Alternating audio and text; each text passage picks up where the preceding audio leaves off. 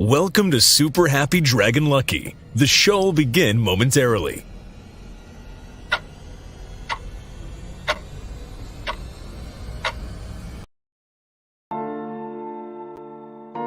But why, some say, the moon? Why choose this as our goal? And they may well ask, why climb the highest mountain? Why, 35 years ago, fly the Atlantic? We choose to go to the moon. We choose to go to the moon in this decade and do the other thing. Not because they are easy, but because they are hard. Because that goal will serve to organize and measure the best of our energies and skills.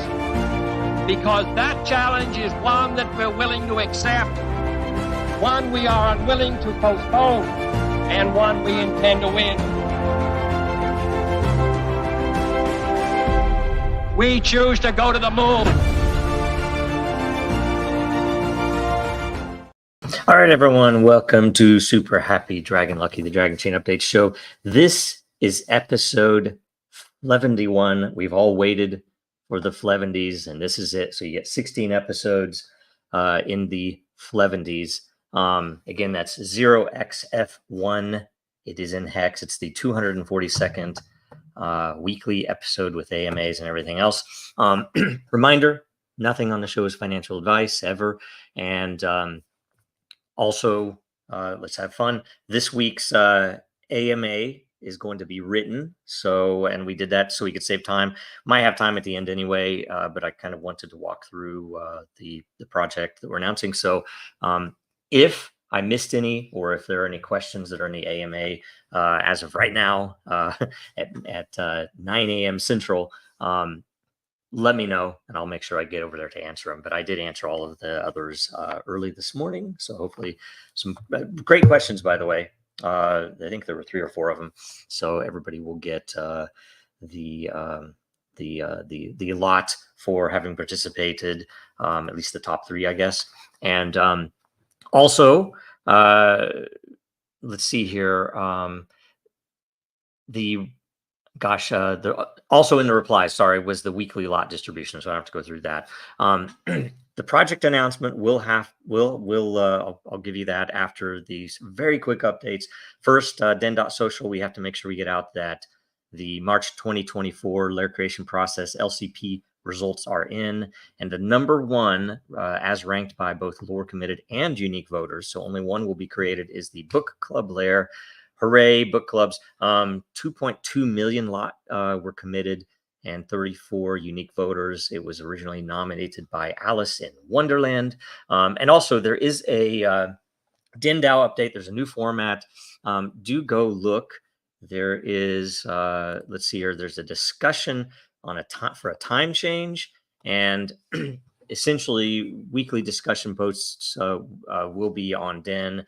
Denizens can reply with suggestions and concerns, and we'll call for a live meeting when needed. We just are going to convert to that format because we've not been able to find a time that we can all get together consistently. It's everybody has strange schedules now, but let us know. We could pick that up again as well. So new format anyway. We're going to do all directly in Den, and then call out a meeting when we need to have a longer discussion. Also, the World Blockchain Roundtable updates. Tune in today, right after this show, about 55 minutes from now, 1100 Eastern, 1500 UTC. It's episode 148, and the topic is blockchains used for political polling and other surveys. And during the show, we will reveal more about the new project. So with all those updates out of the way, I can get on with the announcement of the project. And so I'm going to play a short little video here for you, and then we'll go straight into the content of that, and I can kind of explain what it is, how long we've been working on it, and what it means. So here we go. Hopefully you guys all enjoy this. So it's a good thing.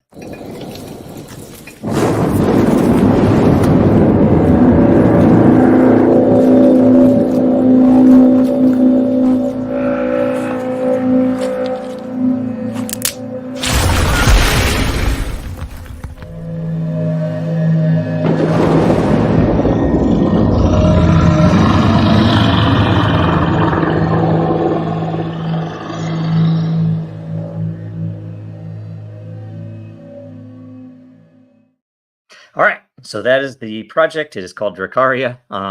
We've been working on it. I'd have to look at the dates, but a little over 2 years now. And it is very important stuff. And I'll watch in the comments if you guys have any particular questions live. But essentially, Dracaria is a project with 3D modeled dragons that come out of, you essentially spawn eggs. And I'm going to walk through the white paper for you. And if you give me a second, I'm going to update the white paper to its proper current state because we did a new update with the announcement in there. And let me see if I pulled it up. I actually intended to have that in front of me. Okay, here we go. All right, so now I can put this up here, and essentially the vision is, if anybody has been watching this show or the roundtable or anything else that I've been talking about or posting about for years, they know that one of the major features of blockchain tech in general is the ability to prove that something wasn't known in advance. That is, you declare a future block, and you can look. We did we did a contest for open source money where, if I remember right, it was something like $50,000 worth of dragons were given away with for trivia entries. And we also did a very early version of that where I gave away one of the 2 keyboards that I built by hand and used to originally code some of the Dragonchain code at Disney.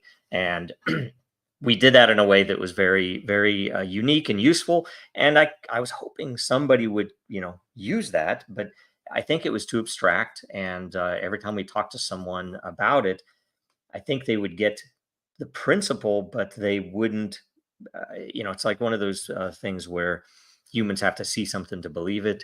They might understand it, but they still don't actually, they can't, bring it into themselves and believe it in a way. So I wanted to just build something, and we had, I'll give part of the story here, but I can't give everything because a couple of the partners are still, how do I say, silent for now. And they are going to come out, but we are trying to roll this out in a way where, frankly, for, the people watching, our goal in this, and we will state it clearly, was to introduce the technology in a way that lets people focus on the technology before any potential of hype or anything else comes out. And so we put the white paper out unattached to Dragonchain a month ago, something like that, many weeks ago anyway, and intended to, find people that we knew should be interested in it, point it out to them, see if we could get feedback, to improve it, to explain things that aren't explained.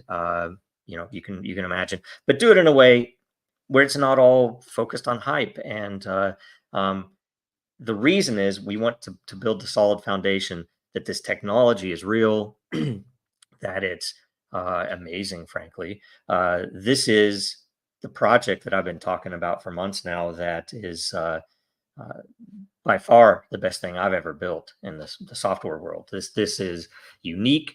It's fascinating. It's amazing, and it is extremely rich in variety. The amount of stuff that you can do with this technology in general, let alone this project in particular. So I'm going to walk through the white paper and kind of give you a feel for it. So the vision essentially is that we want to use blockchain tech.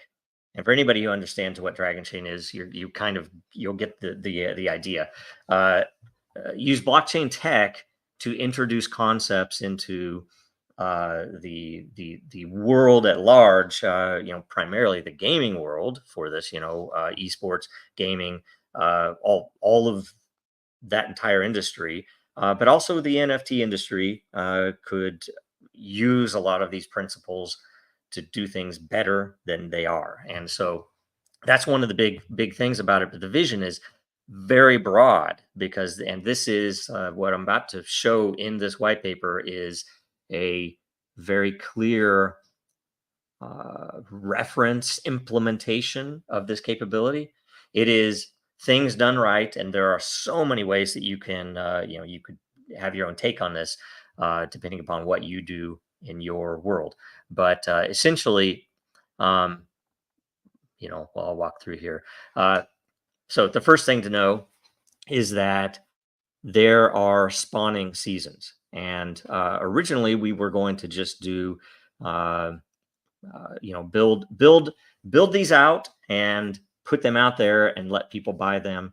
But we decided to make this essentially a calendar where um, Dracaria world will have its own calendar, and it's elemental based. So you start with Earth season, then water season, then air season, then fire season, and it cycles again. And every cycle is one age, and therefore, as you'll see later, it's meaningful for when the dragons respond and when they hatch. And there's some very unique variety there for the people that own dragons, right? We'll get into some very interesting stuff in a minute here, but this will go on ad infinitum. It'll just keep going, right? We might have a Genesis season. We're trying to figure that out. It depends upon timing and interest and everything else, where a Genesis season would not be one of the 4 elements, but would just be there for people to come in and spawn an egg for zero cost. Okay, standard season process. There's a season supply. So every season there is a certain amount of eggs that could be spawned. We don't know where it'll start, but every season will have exactly 2 times as many eggs as were spawned in the last season. So if you had 100 eggs and only 20 were spawned, you're going to have 40 in this season, right? The next, the season start price will begin at the midway between the low and the high price of the last season. Okay, this is a little bit much to explain, but hopefully I'll be able to keep it a little high level, and you guys can ask detailed questions. Essentially, what we're doing with this, both with the supply and with the price fluctuation on tiers every season, is trying to allow an organic adjustment for whatever the current interest is. Because in 2 years, maybe nobody cares about it for a few seasons, and then it picks back up again for who knows what reason. That the price will be able to at least adjust itself and slightly, and definitely the supply will. Now, that said, the price will never go down below the last season's prior low price. And there's a lot of details in this, and we spent months gaming this out and trying to figure out how this could work best to make things fair and transparent and flexible, right? Because again, we don't know what future events will be like. You could have the crypto world completely breaking down, and and we do, by the way, expect this to move outside of the crypto world as well, hopefully relatively soon. Also, there are 10 days guaranteed of spawning every season, and the remainder, it could go 30 days, it could go 40 days, but it's a random it is not random, I shouldn't say random, it is blockchain based. That is, the blockchain will decide if the eggs, the current supply of eggs for that season sell out, the season will end, right? Or the spawning season will end. But if they don't, then it'll go until there is a blockchain event that will trigger the end. And much the same, you have an average 15-day. So you have an average 15-day season, and then an average 15-day off season. So where you can't spawn anything. But both of those are completely controlled by the blockchain, based upon various probabilities. The white paper spells it all out, and that also makes it interesting because it's not exactly a month. It's not exactly a certain number of days. You can't predict many of these things. So that Dracaria, goes on and on. We also have various things that we were asked by one of our sponsors, a pretty major sponsor, I would say, or partner, would say that they wanted the ability to sponsor a season to do giveaways and things like that. So we coded in what we call the golden potion, where essentially one egg that was spawned every season will get will be the golden egg. It'll get the golden potion. It'll have a golden egg displayed in the interface with their NFT, with their egg or their dragon. And with that golden egg, if there is a sponsor that month, they will get those prizes. I'm hopeful with this sponsor that they'll have some pretty cool ones. And if there is no sponsor that month, then they will get a free egg in the very next season, right? So your golden egg gets you a free egg in the next season. You have to come in and spawn it, manually on your own, but you will get that free. And then also, because there's a tiered price, and if you go into the white paper and you really study it, you'll understand there are 10 tiers, 10 price tiers every season, and that's one per day.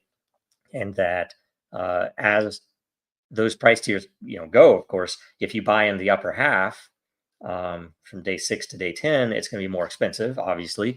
But if you buy in those, then you get a potion, which will be an elemental potion of the next season, whereby you can get an egg in the next season at the lowest price tier of this season. So a great discount in the next season. And yet, it's all up to you. You have to do that. And then there are gateway keys, which, in the crypto world, they would be whitelist spots. But essentially, a gateway key will get you a free egg. And we have there is much to be said about governance. And hopefully I will not forget to bring that up. Somebody in the comments, if I forget to bring it up before the end, make sure to remind me. That there are elements in there where, in the early days, especially, we're going to give some gateway keys to some people to hopefully give us good feedback and to, maybe make a YouTube video about the white paper or whatever makes sense, so that they can hopefully bring in some more people to, to the project and, get some interest in the artwork. So that's what a gateway key is. Next, we'll go into the actual dragons, or the eggs and the dragons. So when it starts, you get an egg, and you will see in a little bit here that when you have the egg, you do not know yet about the dragon. I didn't mention that you will see it in a minute. The every dragon has a full genome, which is some of the most amazing code that I've ever written, where essentially all of the aspects of the dragon are determined by that genome, as a real dragon would be. And yet the base of it. So when you get an egg, you don't have that genome. You don't know what kind of dragon. You don't know what it'll look like. You don't know anything else. But you do know a few things, and one of them, and we'll get into the others, one of them is the dragon's house. So if it is a fire dragon, your image will have a fire egg, and tune into World Blockchain Roundtable to see those eggs. You will also have a spawn element, and I guess I'll get to that when we get there. But essentially, there are colors related, which does happen to affect the colors of the dragons, as you can imagine. And we'll get into some of that. But there are 3 colors, essentially. There is a primal color, which will dictate the general base color of the dragon. There are 3 genes that determine what that color looks like. Then, and if you know color theory or anything else, that's the hue is one gene, the saturation is another gene, and the value is another gene. So it's, you know, it's the actual color on that color wheel, which is dictated by the house. So if you look at this, if you have a fire dragon, it's going to be within plus or minus 30 degrees of the center of the fire of red, right? An earth dragon is going to be plus or minus 30 degrees green, and water is a blue. And an air is going to be, and interesting, that air is going to be some shade of gray, essentially. And the saturation and the values will affect, you know, the way that works. And there are a few other genes too that we'll get into. Then there's a companion color, which, if you look at this little color wheel in a white paper, it kind of shows you that the companion color, there's a gene, which if you are, let's say you are a fire dragon, one gene will affect whether your companion color is in the range of magenta or in yellow. And that changes the way the dragon gets colored. And again, there are other genes that play as well. Then there's also, and it's not listed in this chart, but there is a pattern color as well, that every house has a unique pattern, and that pattern is colored by the pattern color. And then there's an eye color, right? We'll probably get into some of that more later. But genetics and hatching. So this is some of the magical stuff here, that every dragon's underlying genome will be based on transaction and block hashes as described below in this document. So first of all, minting and spawning an egg. When you first spawn an egg, the dragon egg will use the transaction hash of your actual spawn transaction, the block hash itself, and the serial ID of your egg. So it's basically going to generate a unique spawn hash, is what we call it, a unique spawn hash for every new egg that is spawned. That spawn hash will be used, and I'll show you here in a little bit how it works, but will be used to determine that dragon house, and we call it the primal dragon house. It will also be determined used to determine the spawn element of that dragon, which is used for rarity and ranking, and I'll show you how in a minute. The dragon's egg density is also determined, which is used in the hatching algorithm, and the seed for the actual hatch algorithm, and the basis, one of the parts of the basis of the dragon's actual genome. So we get in here. So primal dragon house is the least significant 2 bits on that very large number, which is a SHA-256 hash. It's called a spawn hash. It's 32 bytes. Means there's a lot of potential variety in it. And the last 2 bits determine which of the 4 houses your dragon is a member of. And there's a little bit of lore behind that, and we'll probably get into that at some point later if anybody's interested. The spawn element, very interesting, is the let's see here. It's the second least significant byte is used. So if you know what a byte is, it's a range of values from 0 to 255. Or if you've been watching this show, F1 is the episode we're on right now, is almost to FF, which is the highest value in a byte, and it will flip to 100 after that. So anyway, we use this, and essentially, if you get a value from 0 to 191, your spawn element will be the same as your house.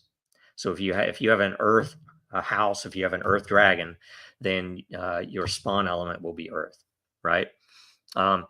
If you get 192 to 217, then you get the adjacent house clockwise. If you go here, like say if I have an earth dragon, then it's going to be a water spawn element. And so, you know, it's interesting this way.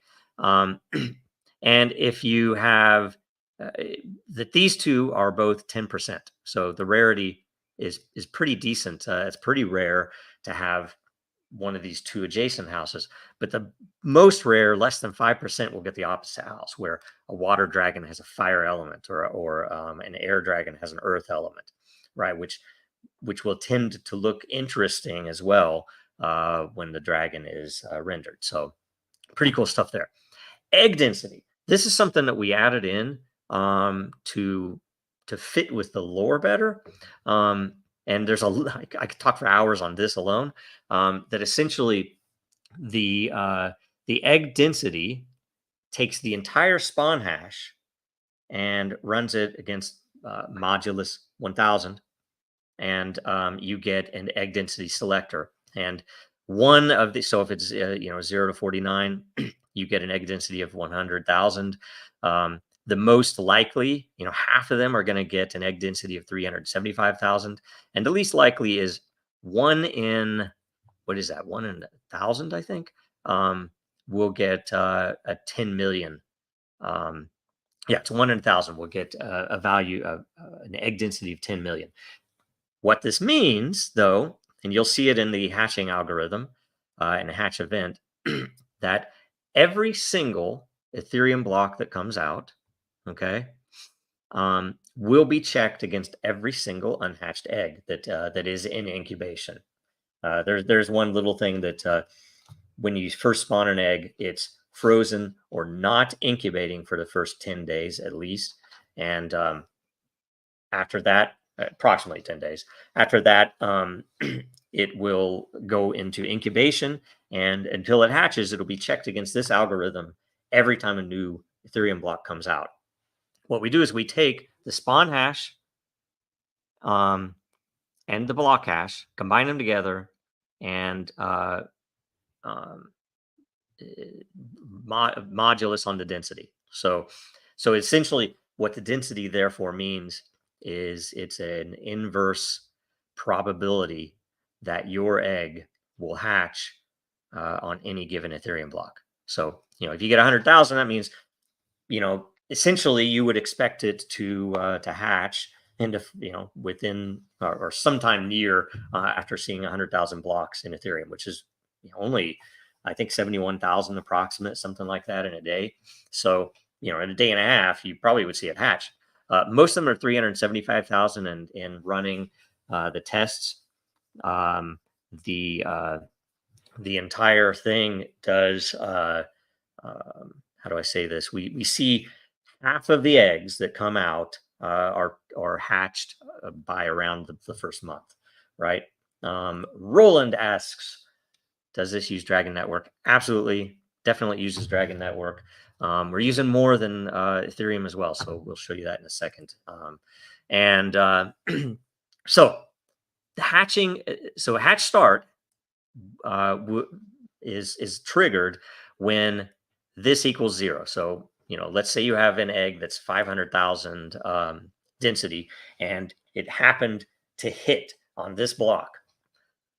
The process, the hatching algorithm completion, is very interesting because that event, this block hash event here, will give us everything we need. We take the spawn hash and the hatch block hash, and in modulus 138, and we add 6 to it, and we get a passed block of for Bitcoin, which is approximate. Well, it was within the approximate last 24 hours. We'll give you that.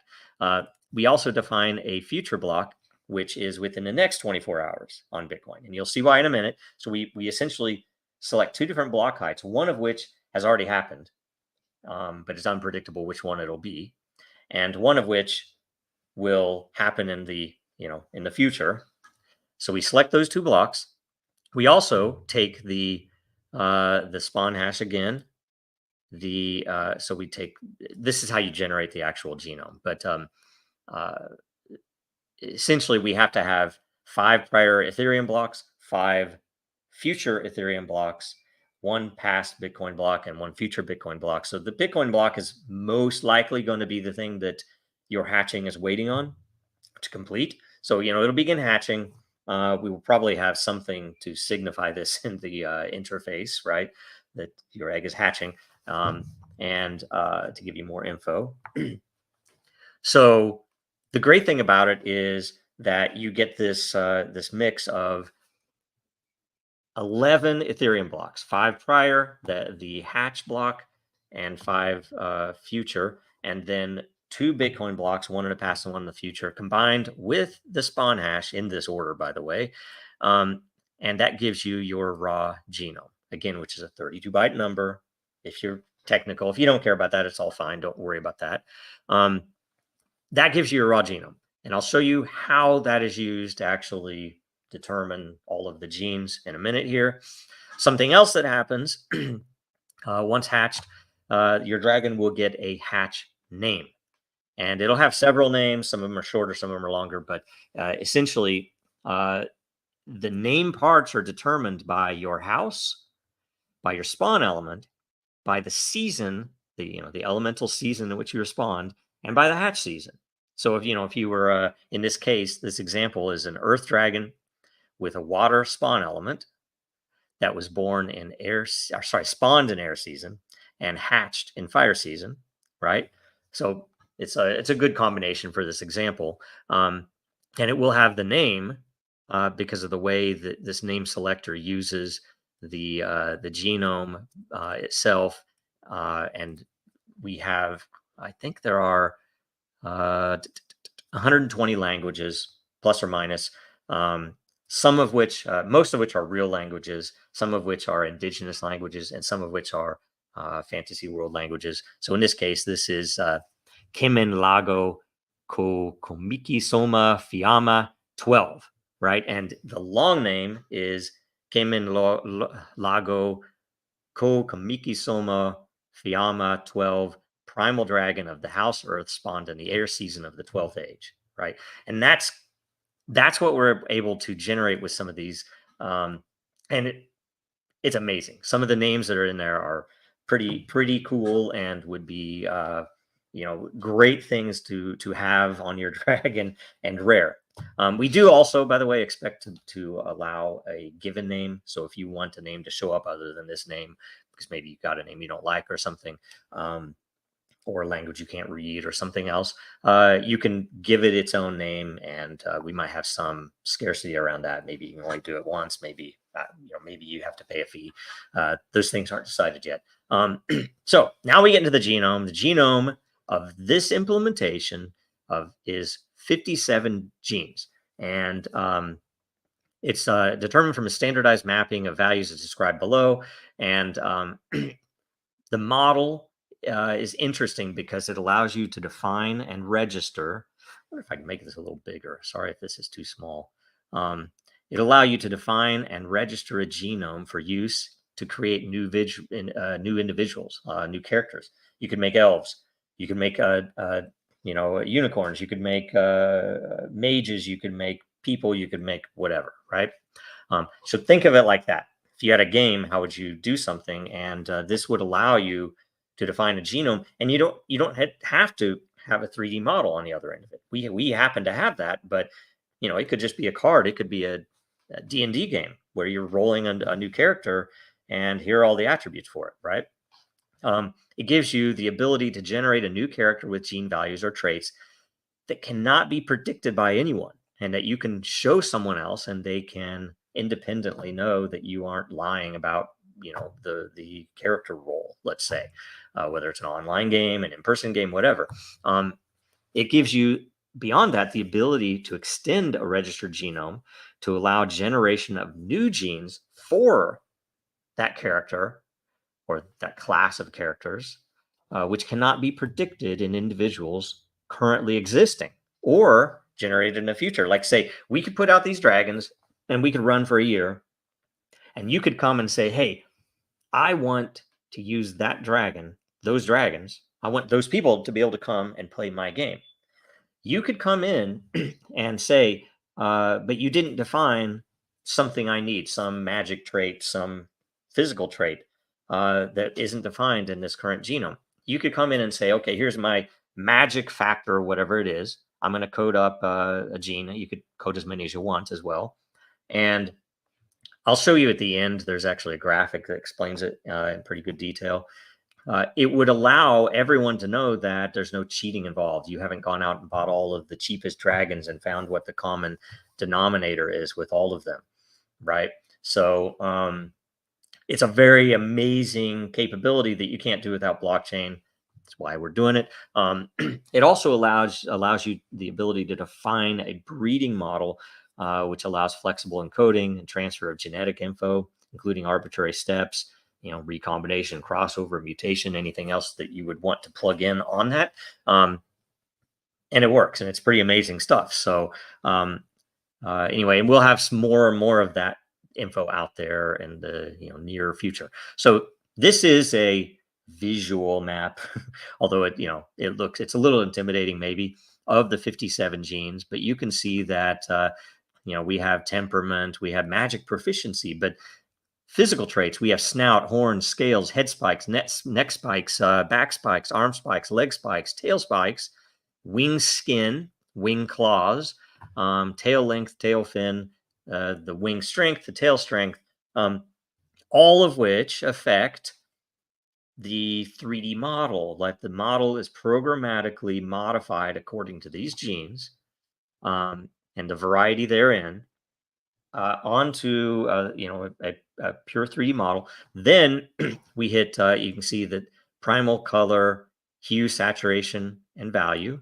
Then you can see, and this is interesting, there are 6 zones for every color that have masks. So you could have a very bright color, but the gene for masking might kind of reduce it, or it might let it shine fully. And it's an interesting thing, because if you're later thinking about, breeding your dragon, you would be able potentially to find a dragon that doesn't show it because it's masked out, but it's a beautiful purple color, and that's what you want. You could in time breed that purple color out, or in, I guess. So you can see companion color with the zones, and then the pattern color further has all of the masks, but it also has binary values for whether or not the pattern shows at all, right? So you might get a very bright pattern, very saturated color, very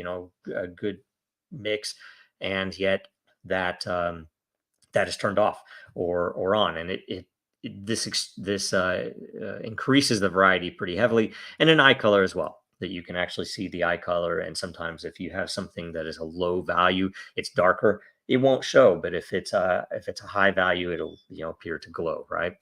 There are examples that you can link from in the white paper, and I will show you. Oh, I can't show you in my browser. Sorry about that. It won't show JSON. It just wants me to download it. But you can go to the white paper and look at that.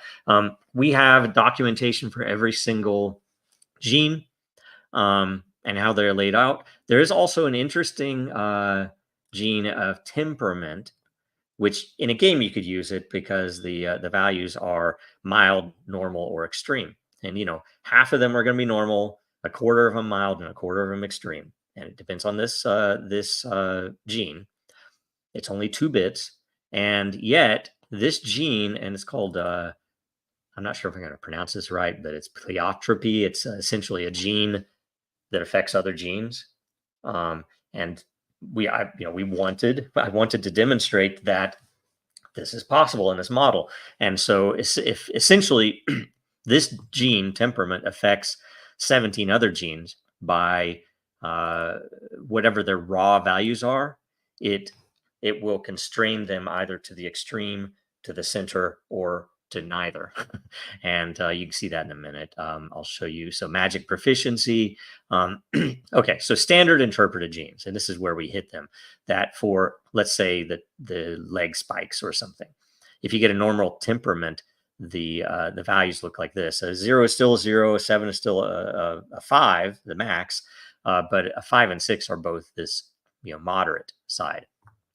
Mild pushes the values to the center, and extreme pushes the values to the edges, on the low or high, right?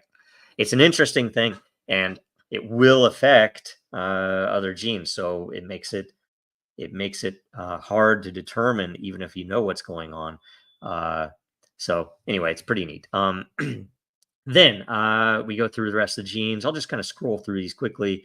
I don't want to miss a couple of sections coming up, but we don't need to go over every gene on its own, of course. This is a description in the standard color encoding that we use, where there are 4 colors again: primal, which is the foundational hue, and centered around the dragon's house. The companion color is used to increase the variability of that color. So it might make a red dragon veer a little to the magenta or to the yellow, right? Which will, and some of this was encoded in there and for the possibility in games of being able to even camouflage, that you might think you're fighting against a water dragon, but really it's something else, right? Stuff like that. Pattern color. Oh, and by the way, companion color is interesting because this companion color gene will actually affect which of the 2 colors it is. So there's a lot of variety even that way. Pattern color, and I wish I could show you one, but I can't yet. We're not going to reveal the dragons. As of now, I do believe that the dragons will not be revealed until the first real one hatches. That's at least, I think, what we want to do. It's not fully decided, maybe, but that's likely what we're going to do. But they are beautiful. They are amazing. Okay. The eye color also. The eye color is based on the elemental color of the spawn element, right? So your eye color will be based on the spawn element, which is another indicator. If you're looking at, let's say, a water dragon, you can see that it has red eyes, meaning it's a Bitcoin fan, right? Joking. That it has red eyes, so it is a fire, has a fire spawn element. And again, the spawn element being rarity and the house element, a lot of stuff can go into how. In fact, some of the things we're talking about behind the scenes. How can we use this if we make this game? How can you plug this into that and make it so that the variety is there in gameplay?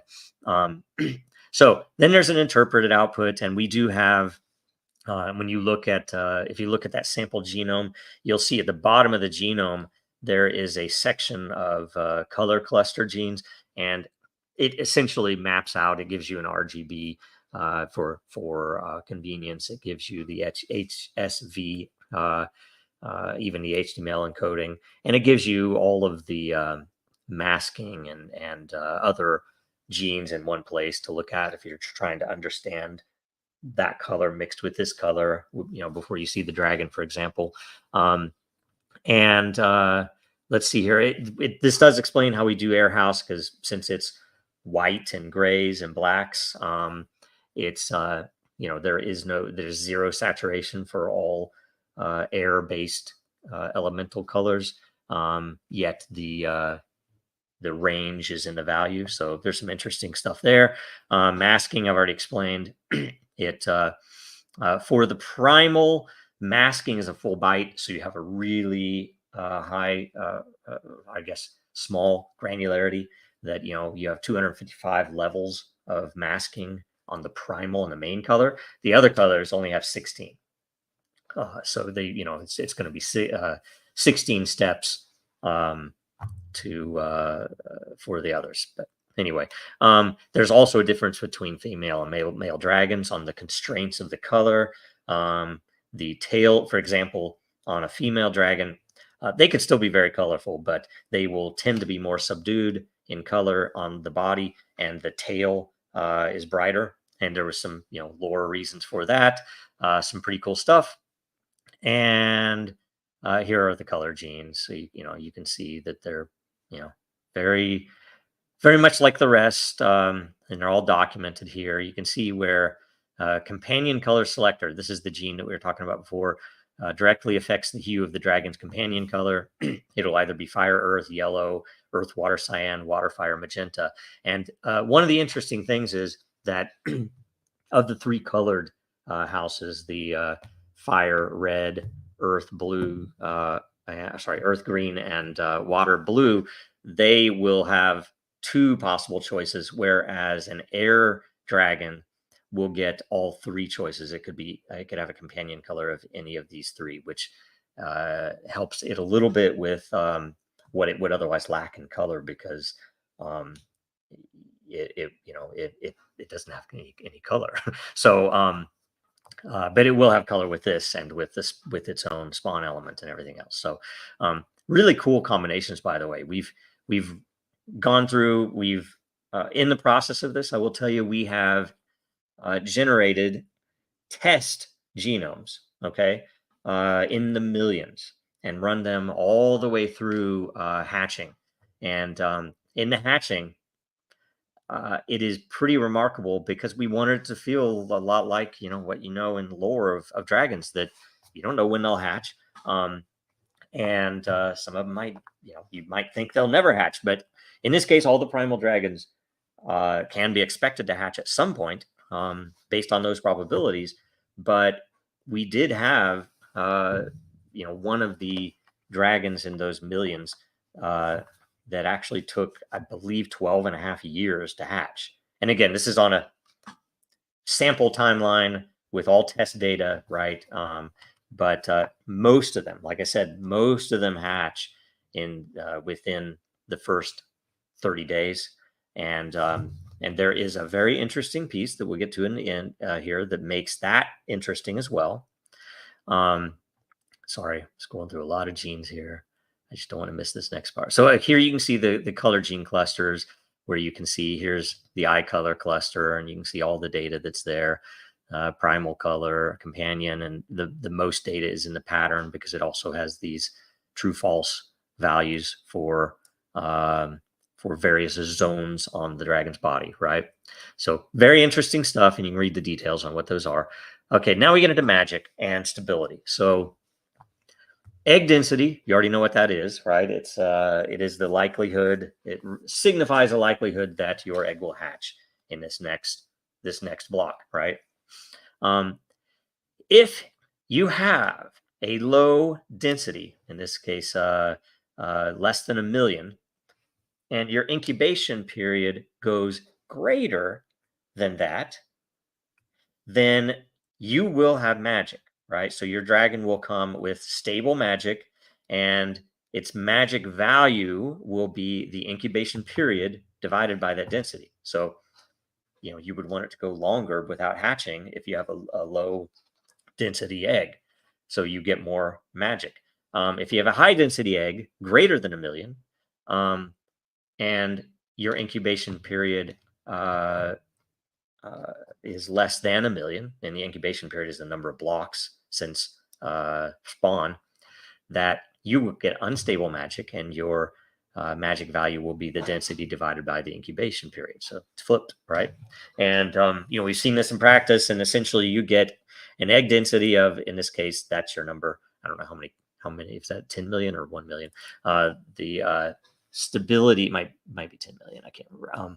The stability is the incubation period. So the stability of your dragon, which could be used later in games as well, is the number of blocks before your dragon hatched after spawning, and then your magic and magic type are there, right? So then we get into, and this is a graphic I talked about before, registration and extension. So if you think about it, let's say I create a game and I want elves in my game. So I create an elf genome, I register it in advance. Now spawned individuals use that on-chain registered genome, and this is all in the Dragonchain. Well, it is Dracaria's own blockchain. It's, of course, uses Dragonchain, but Dracaria's blockchain, which you all know, Dragonchain, what we can do with it. So the genome is registered. We use spawned individuals, and they show up on this timeline using that registered genome. So you can prove that it existed before that. So you can prove that the values you have are what they should be. Then you can decide, I or somebody else wants to make a game with these elves. You can register an extension of this same genome with new genes defined. It could have more genes than the first genome did. It doesn't matter. And you have to do that on chain and part of that registration documents the extension event completion. which is going to be, probably block height. You could do time potentially as well. But essentially, when this occurs, all of these existing, here's individual 1 and 2. These 2 individuals now have this new extended genome available for that other game that can use those genes, right? So we didn't get to put in, I didn't have time to put in more info on Dragonchain blockchain. And, we do have, now we have announced it. We're also announcing that Rivet is a partner who has helped us greatly with integrating the side and having an operational Ethereum node with which we can pull blocks that we don't have to pull them from elsewhere. And, they're great guys. You see Greg on World Blockchain Roundtable almost every week. I think more often than I am on there even. And so they've been helping a lot, and they're there. We also have a few more, 2 more that we think will be coming up. I don't know the timing on them yet, but they are particularly important to how we roll this out. And one of them, of course, is the artists behind the dragons that you will see, and they are astounding, amazing guys. Really good work. So watch for that. It'll come hopefully soon. Hopefully we'll get this launched pretty soon. I haven't talked about that yet. And then we have another partner that is key and instrumental in how all of this came about. And, I guess how we're planning this out. And we have a lot of individual contributors, people from the Dragonchain world and outside the Dragonchain world. And grateful to all you guys. Really, really good stuff. It's 42 pages, and I got it done with only 7 minutes to spare. So I'll probably sign off from here. Watch World Blockchain Roundtable. Make sure you subscribe to us. Make sure you figure everything out. We have some goals. I don't want to say them yet for the rollout. Hopefully it'll be in the next couple of months. And it's essentially, this is the time we're trying to get feedback, make sure we get everything right, get all the tests in place, and then start introducing these concepts to the world, which will mean, if anybody out there has questions, anybody out there has, ideas or wants to partner up to help build stuff, we're definitely open to that. This is a very technical project, but it's a rarity, at least in my world, that it's something that, especially when you see these things, that it's a very consumer friendly thing. It's something that you don't have to understand the tech at all to love what's going to be coming out of this, because just these principles, and I tend to base everything on that fundamental technical side, so that it's something real. It's not, there's nothing fake about this, and there's nothing. The great thing is, I think it solves a lot of problems that people haven't had the time to solve yet in the gaming and esports world, and as relates to the ability to predict what you're getting or what's going to come out of it.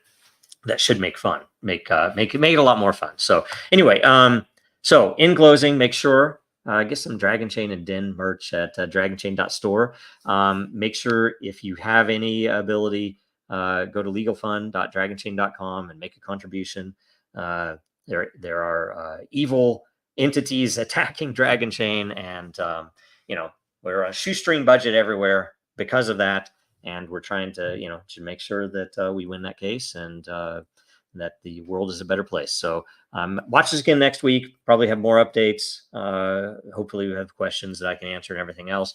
Also, in about 5 minutes, tune in to World Blockchain Roundtable, and we will show you the eggs, right? Also, follow Dragonchain, Real Denizens, and Jojo Row, Twitter, LinkedIn, and everywhere else. Den.Social. I think that's it. And hopefully we'll see you guys next week. Yeah. Young Satoshi. Yeah. Ooh.